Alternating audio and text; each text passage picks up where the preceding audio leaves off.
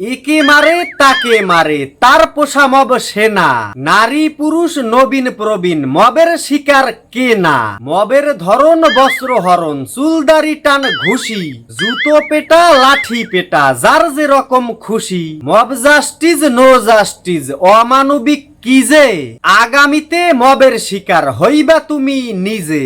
এক যে আছে মব রাজা তার প্রধান শক্তি মব, সারা দেশেই মব বাহিনীর হিংস্র কলরব। একে মারে তাকে মারে তার পোষা মব সেনা, নারী পুরুষ নবীন প্রবীণ মবের শিকার কে না।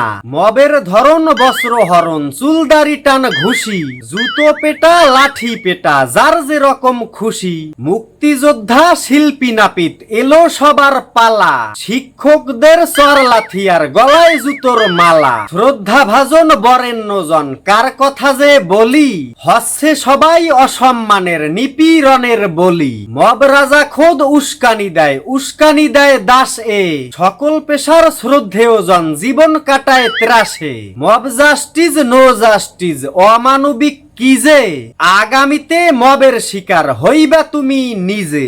মিট্টিকুলস প্ল্যান তোমাদের মব দিয়ে যায় সেনা, প্রকৃতি শোধ নেবেই নেবে শুধতে হবে দেনা। সুপ্রিয় দর্শক মন্ডলী, সময় উপযোগী এবং দুর্দান্ত লেখাটি লিখেছেন প্রিয় কবি লুৎফর রহমান রিটন ভাই।